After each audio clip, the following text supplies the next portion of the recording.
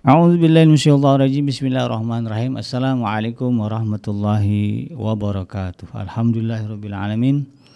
Wassalatu wassalamu ala asrafil anbiya'i wal mursalin sayyidina Muhammadin wa ala alihi wa ashabihi ajmain. Ya alim Allahumma alimna ma yanfa'una wa anfa'na bima 'allamtana wa zidna ilma wa arinal haqqa haqqan warzuqna ittiba'ah wa arinal batila batila warzuqna ijtinabah. Rabbana zidna ilman warzuqna fahman warzuqna tayyiban wa amalan mutaqabbalan. Ya Ghafur Rabbana innana amanna faghfir lana dzunubana wa qina adzabannar. Amma ba'd. Alhamdulillah, segala puji dan syukur adalah milik Allah. Kembali kita berjumpa di channel iDream TV dalam program Keluarga Muslim, ya, di mana insyaallah kita akan sama-sama belajar tentang bagaimana mewujudkan ya kehidupan rumah tangga yang sakinah, mawaddah dan juga warahmah. Sebagaimana disunnahkan, dicontohkan oleh Rasulullah SAW. Tidak lupa kita baca salawat dan salam. Allahumma salli ala Sayyidina Muhammad wa ala ali Sayyidina Muhammad.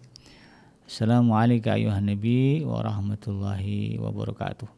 Semoga Allah terima salawat dan salam yang kita baca dan dilimpah curahkan kepada para nabi, para rasul, wabil khusus ya Rasulullah Muhammad SAW. Dan semoga kita termasuk ke dalam kelompok orang yang akan berbahagia ketika berjumpa dengan Allah nanti di yaumul mahsyar, dijauhkan dari siksa neraka, dimasukkan ke dalam jannah dan dipertemukan dengan Rasulullah SAW. Insyaallah, amin ya rabbal alamin. Sahabat Adrim yang dirahmati Allah dimanapun Anda berada, di dalam kesempatan kali ini di program Keluarga Muslim saya akan mengangkat satu tema, yaitu tentang membiasakan hidup tertib ya di dalam rumah tangga. Dalam banyak kasus ya sering sekali cekcok atau pertengkaran ya, di dalam rumah tangga ya, bahkan ujungnya adalah perceraian. Karena adanya akumulasi beban yang dirasakan oleh masing-masing anggota keluarga, terutama ya, dalam hari ini ya suami ataupun istri. Ya. Akumulasi beban. Ya, jadi beban merasa ada beban. Ya. Beban ini muncul dari kejengkelan, ya, rasa kesal yang terpendam, ya, lalu kemudian ditumpuk, meledak jadi pertikaian, pertengkaran, bahkan kemudian ujungnya adalah perceraian. Nah, salah satu hal yang sering menjadi beban ya, atau menjadi hal yang menjengkelkan ya di dalam rumah tangga, baik bagi suami maupun istri, adalah adanya kebiasaan hidup yang tidak tertib ya, atau adanya ya anggota rumah tangga yang hidupnya tidak tertib, tidak disiplin, sembarangan, ya, ceroboh, apalagi lawan dari tertib apa ya.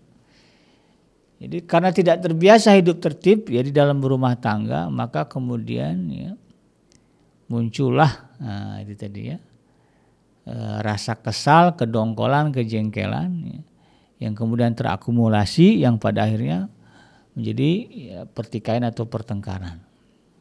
Ya. Baik yang dilakukan oleh suami, istri, atau juga mungkin siapapun yang ada di dalam rumah. Ya, contohnya apa ya? Misalnya suaminya ya,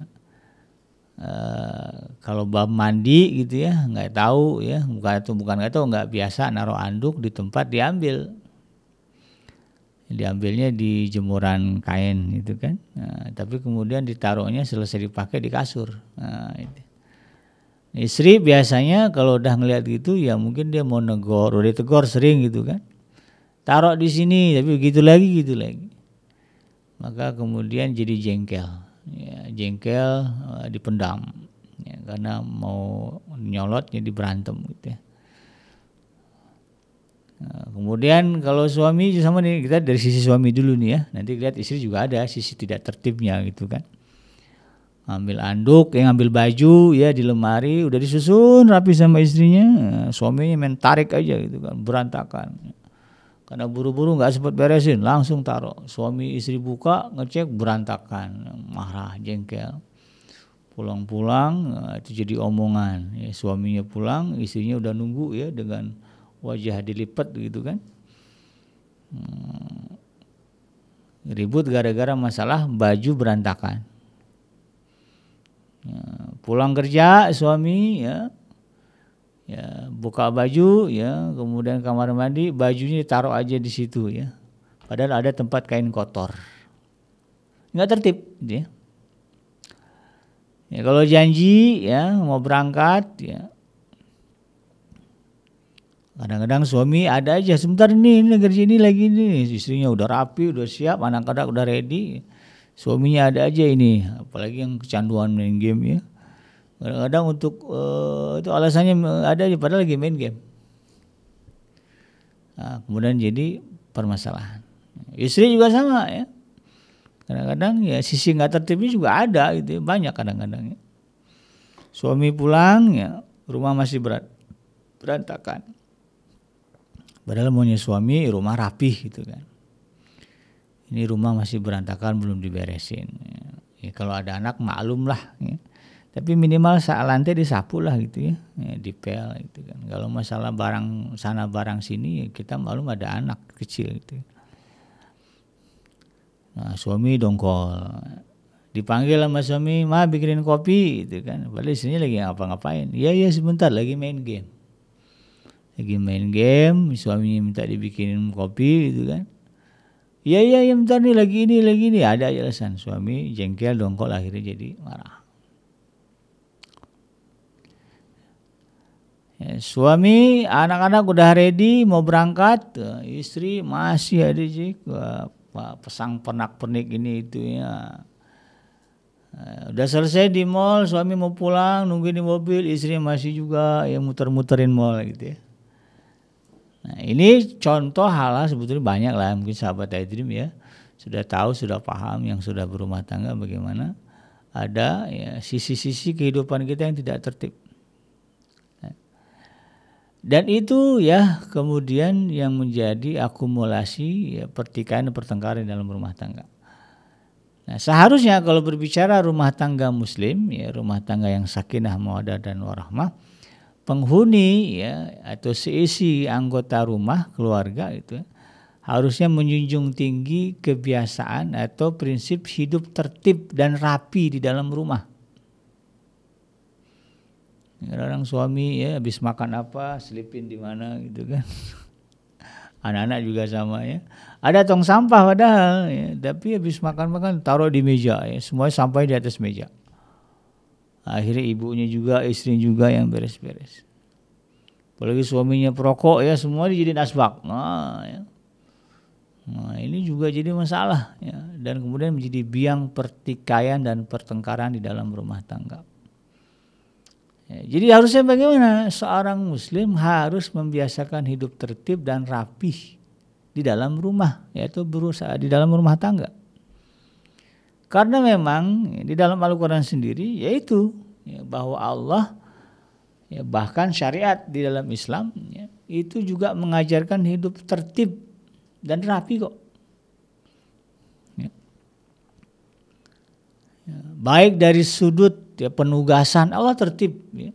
Misalnya kalau dalam Al-Quran ya terkait dengan penugasan bagaimana Allah menunjukkan kepada kita pentingnya untuk tertib ya. Ya, misalnya di dalam yang masyhur ya di ayat tentang hak dan kewajiban suami istri misalnya ya. Dalam surah Al-Baqarah ayat yang ke-233 ya. Ya, disebutkan wal walidatu yurdina auladahunna haulain kamilain ya. Liman arada ayyutimma radha'ah. Ya. Para ibu hendaklah menyusukan anaknya selama 2 tahun. Tertib tuh Allah. Jelas ya, coba susukan 2 tahun. Ya, yaitu bagi yang ingin menyempurnakan penyusuan. Ya, suami jadi istri Allah tegaskan tugas kamu nyusuin anak 2 tahun ya. Ya, tertibnya Allah begitu. Apalagi wa'alal mauludi, dan bagi para ayah beralih itu dari ibu ke ayah. Lahu rizquhunna wa kiswatuhunna bil ma'ruf. Maka kewajiban para ayah adalah memenuhi kebutuhan makanan dan juga pakaian para istri. Ya, tertib Allah itu gitu. Bahkan kalau kita lihat misalnya ayat yang masyhur ya surah Ad-Duha ya fa idza faragta surah Al-Nasr ya. Fa idza faragta fansab ya. Kalau selesai satu urusan, beralihlah urusan lain, tertib. Bahkan kalau dalam ilmu fikih ya sahabat Edrim, ilmu fikih ya. Bab misalnya sholat ya, wudu lah dari yang pertama, bab wudu gitu ya. Itu ada paling akhir tertib. Ya, sholat juga nanti ada tertibnya. Ya, jadi rukun bahkan. Jadi nggak boleh mendahulukan yang satu dari yang lain, tapi harus ikut dengan urutannya. Ya, kalau wudu dari mulai cuci tangan dari niat itu kan, kemudian basuh wajah gitu ya. Kalau yang fardunya kan basuh wajah, kemudian basuh tangan, basuh rambut ya. Itu kan harus berurut begitu, nggak boleh kemudian wudu niat lalu kemudian basuh kaki dulu ya. Baru kemudian basuh kepala lalu kemudian bermuka, itu nggak boleh. Tetap yang sah itu harus mengikuti urutan yang sudah ditetapkan. Jadi bagian tertib itu menjadi rukun ya di dalam ibadah thaharah misalnya. Atau dalam sholat juga sama ya. Tidak boleh kemudian kita tidak mengikuti urutannya. Bistakbiratul ihram sujud nggak ada ya. Bistakbiratul ihram ya berdiri dulu, baca surah Al-Fatihah dulu gitu kan, baru kemudian ruku, dari ruku kemudian i'tidal, baru kemudian sujud ya. Nggak ada ceritanya bistakbiratul ihram baca Fatihah sujud lalu kemudian bangun ruku, tuh nggak ada. Makanya para ulama fikih menyebutkan tertib adalah bagian dari rukun salat. Di dalam Islam saja kita diajarkan tertib. Bahkan kalau kita perhatikan Allah Subhanahu wa Ta'ala memerintahkan kita sholat 5 kali yang wajib satu hari ya. Sehari semalam kan yang wajib 5 kali. Itu dalam ya, salah satu hikmahnya adalah mengajarkan kita hidup tertib, rapi, tertib dan rapi gitu loh ya. Bagi kita, bagi sahabat Edrim yang biasa sholat ke masjid berjamaah begitu kan, itu kerapihan, ketertiban dan kerapihan wajib dijunjung. Ya nggak boleh nggak tertib, nggak boleh nggak rapi. Ya nggak boleh seenaknya gitu kan. Misalnya sholat jamaah bikin saf sendiri, ya. Nggak mau gabung ya nggak boleh. Ya. Atau kemudian mendahului imam, ya. Atau beda sholatnya satu saf tapi kemudian jedanya lama ya, imam sudah sujud dia masih baru ruku. Nah, itu juga nggak boleh. Ya, dicela sholat seperti itu. Saf juga harus rapi, ya nggak boleh terputus-putus ya. Maka imam ya kalau di dalam sholat suka menegaskan ya sawu sufufakum ya. Safnya rapat, tertib ya, rapat ya, bahu ketemu bahu ya, tumit ketemu tumit gitu kan. Jadi rapi. Ya lihat kalau di Masjidil Haram ya, bagi sahabat Adrim yang sudah umrah gitu kan, atau yang sudah melaksanakan ibadah haji ya. Ketika orang lagi tawaf, wah muter gitu kan, warawiri nggak jelas. Tapi kalau udah azan ya dan qomat, nah itu kemudian jadi saf yang rapi, ya, tertib semuanya. Tanpa dikomando, udah tahu aja mana barisannya. Rapi dalam waktu sekian menit. Padahal yang lagi keliling itu jumlah orang bisa jutaan itu. Tapi kalau udah azan, udah waktunya sholat, semuanya udah ngambil barisan. Tertib. Dalam perang ya, ketertiban dan kerapian juga wajib ya, dijunjung tinggi. Barisannya harus rapi, bahkan Rasulullah ya memesankan kalian pemanah di sini jangan kemana-mana. Ketika ketertiban dan kerapian itu dilanggar, kalah ya dalam perang Uhud ya. Rasulullah SAW dan kaum muslimin mengalami kekalahan ya, di dalam perang. Kenapa? Ada yang melanggar ketertiban. Udah ditertibkan suruh kamu di sini jangan kemana-mana, dilanggar, kalah. Nah, dari hal ini kemudian sahabat Edrim harus kita pahami dan kita sadari ya, bahwa sebagai seorang muslim, apakah kita sebagai suami, sebagai istri, ya, sebagai anak ya, atau juga mungkin sebagai mertua atau orang tua, atau mungkin kita numpang ya sebagai ipar ya, di rumah adik kita ya, maka wajib bagi kita menjunjung ya, hidup atau membiasakan hidup tertib dan juga rapi. Rasulullah aja ya sahabat Edrim kalau ke masjid ya, bajunya rapi, ya, bajunya bahkan yang terbaik ya, karena itu juga perintah ya. Ya, di dalam surah Al-A'raf kan begitu perintahnya. Ya, pakailah pakaian yang indah ketika memasuki masjid. Ya, Rasulullah tuh bajunya bagus, ya. Yang terbaik yang beliau miliki yang dipakai ke masjid. Ya, kita kadang-kadang ya, pakai baju seadanya, ini nggak boleh. Ya. Kemudian apalagi ya kalau bicara bagaimana Rasulullah menyunahkan hidup tertib dan rapi. Ya. Cinta kebersihan, ya, bagian dari kerapian itu kebersihan. Ya. Rumah jangan betah ya ngeliat rumah berantakan. Itu para istri gitu kan. Ya susah bikinnya tiap sebentar dirapin berantakan lagi. Nggak apa-apa, anggap aja olahraga. Yang jadi beban itu kalau dibawa kesel gitu ya. Baru dirapin, diberantakin lagi, capek tahu, marah-marah. Ya, karena nggak dianggap sisi baik gitu. Anggap aja olahraga ya. Ya, daripada mager ya mendingan beres-beres. Ya. Karena kalau dibiasain mager nanti jadinya obesitas ya. Berapa banyak ya para istri yang dulunya cantik ya, langsing ya begitu sudah nikah karena mager kemudian bermetamorfosa jadi karung beras. Jadi lebar gitu ya. Karena mager, jangan mager dong gitu kan. Di rumah itu ya ada anak tantangan, oh dia nggak aja nih anak kita ini sparring ya, partner sparring ya. Olahraga ya dia berantakin, capek beresin. Ya, nanti dia bangun berantakin lagi, biarin dulu aja nanti beresin lagi. Sehari bisa 3 kali 4 kali ya bikinnya beres, nggak apa, anggap aja olahraga. Ya, supaya kita nggak jadi karung beras ya bagi ibu ya. Jadi gede badannya, jadi lebih tertib rapi gitu. Karena ada masalahnya, ya, nyuci ya baju ya. Ya, ngepel, jadi anggap olahraga aja lah ya. Itu bagian dari syariat juga itu kan. Kita nggak gini lah ya, kadang-kadang yang saya suka sedihkan, bukan sedih lah, jadi miris itu adalah sudahlah yang miskin gitu ya, masuk ke dalam kategori golongan yang tidak mampu, fafa gitu kan, udah gitu jorok ya. Rumahnya gitu ya, rumahnya jorok, dirinya jorok. Ini dah nggak ada yang bisa diharapkan. Ya, jadi kemiskinan itu bukan jadi alasan bagi kita untuk kita hidup tidak tertib gitu. Jangan gitu kan. Justru ya dengan ketertiban dan kerapihan, kemiskinan itu kemudian akan akan tidak nampak gitu. Ya, miskin kan memang udah ya itulah mungkin ya. Ikhtiar kita ya mentoknya di situ. Kalau udah miskin ya jangan dikeluhkan gitu kan. Tapi yang penting itu bagaimana tetap bersih, walaupun tinggal di gang ya, atau tinggalnya di rumah yang kecil, tapi bersih, rapi, nggak ada barang berantakan. Gitu kan. Semuanya pada tempatnya, ya, piring ada tempatnya, gelas ada tempatnya, gitu ya, baju ada tempatnya, disusul gitu kan. Dapur juga sama itu kan, bersih dapurnya gitu kan, walaupun misalnya sebelahnya kamar mandi tapi selalu bersih ya enak begitu.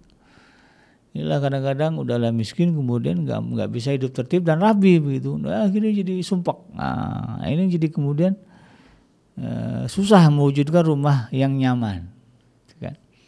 Jadi jangan jadikan kemiskinan alasan kita untuk kemudian tidak biasa hidup tertib dan rapi. Nah, tapi justru ya kalau kita terbiasa tertib, biasa rapi, insya Allah ya, dengan beberapa kiat gitu kan, amalan-amalan, insya Allah akan angkat derajat, nggak bakalan jadi miskin lagi gitu. Ya, karena betah di dalam kejorokan, betah di dalam ketidaktertiban, kesemrawutan, akhirnya ya begitu-gitu aja ya, hidupnya gitu kan. Ya, karena orang juga nggak ada yang suka ya dengan dia, orangnya jorok, orangnya nggak tertib, wajar. Jadi salah satu cara mengatasi kemiskinan di dalam rumah tangga adalah membiasakan hidup tertib dan rapi dulu dah. Kalau udah suka dengan ketertiban, suka dengan kerapian, maka insya Allah derajatnya naik gitu. Ya. Ya, nanti orang tahu, oh ini rumahnya kecil tapi bersih orangnya, tertib gitu kan. Nanti dipanggil, Bu kerja sama saja ya Pak, kerja sama saya ya.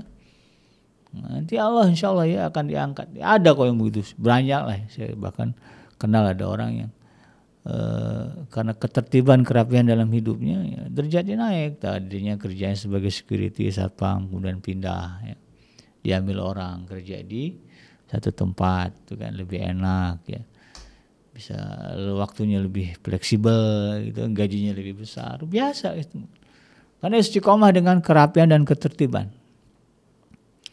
Di satu sisi ya ini juga kemudian meminimalisir konflik gitu ya.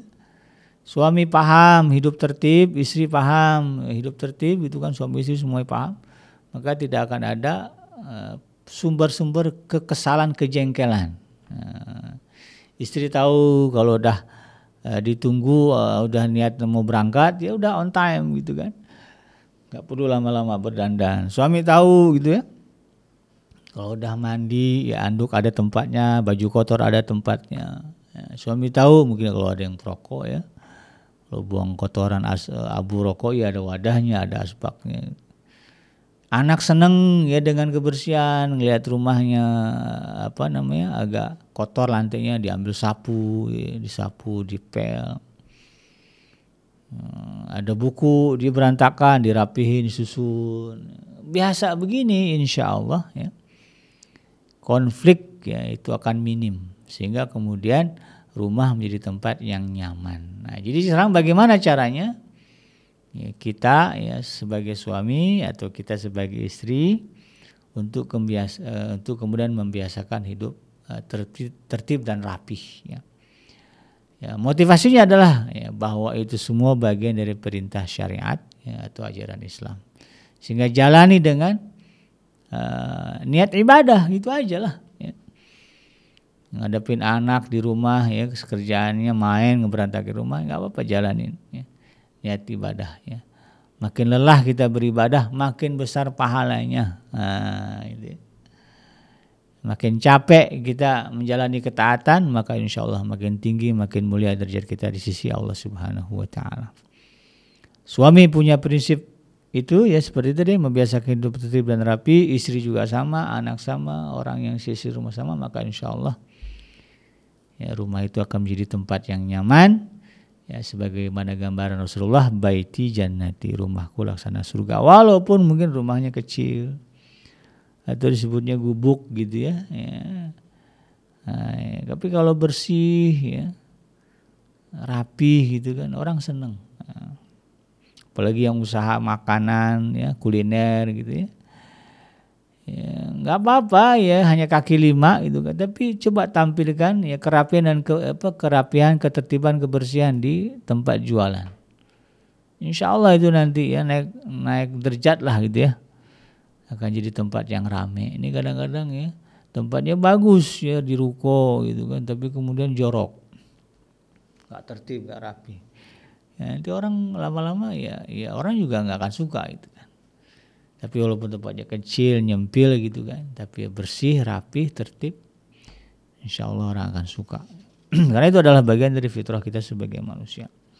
Nah, kalau kita biasa tertib, ya biasa rapi, maka insya Allah tidak akan ada barang yang tercecer.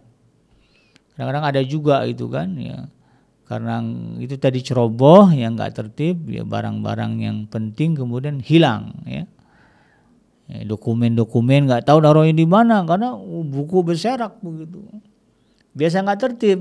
Kalau biasa tertib kan enak. Kalau naruh dokumen penting di sini, ya, naruh uang receh di sini, gitu kan. Ya, ada barang-barangnya gitu kan. Ada tempat-tempatnya. Insya Allah nggak akan kebingungan. Dan kita refleks gitu kan. Kadang-kadang buru-buru nyari kunci, ya kunci motor atau kunci mobil, di mana kunci motor? Wah, akhirnya nggak jadi berangkat gara-gara kunci motornya nyelip di mana gitu kan, atau kunci mobilnya, ya, karena itu tadi nggak biasa. Ya. Ini kalau kunci itu di sini naruhnya, dibiasakan itu. Di rumah saya juga begitu ya. Anak-anak tahu, istri juga tahu, saya juga tahu kalau kunci, apapun kunci itu ada tempatnya. Kemudian dokumen-dokumen kecil yang penting-penting ya, yang kita dapat kadang-kadang nggak sempat belum beresin, ada wadahnya. Sehingga kalau nyari dokumennya ke situ gitu kan. Habis kita pakai taruh situ lagi gitu kan. Tidak kemudian kita taruh di mana.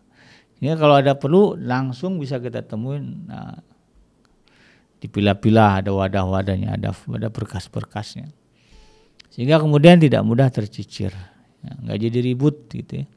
Kadang-kadang gara-gara itu tadi nyelip di mana, salah-salahan. Kamu ini gini mana? Oh, kita udah marah-marah gara-gara itu tadi ya tidak tertib. Padahal bisa jadi kita yang salah ya, lupa naruh gitu kan, karena nggak biasa tertib tadi.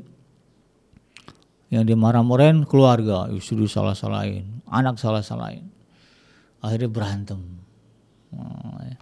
Jadi ini harus kita minimalisir di dalam rumah tangga kita. Demikian sahabat Dream ya, yang benar datangnya dari Allah dan yang salah semata-mata lahir dari kealfaan dan kelapan saya pribadi. Saya bikinnya pamit undur. Hasbiyallahu la ilaha illahu alaihi tawakkaltu wa huwa rabbul arsyil azim. Subhanaka Allahumma rabbana wa bihamdika asyhadu an la ilaha illa anta astaghfiruka wa atubu ilaik. Walhamdulillahirabbil alamin. Wassalamualaikum warahmatullahi wabarakatuh.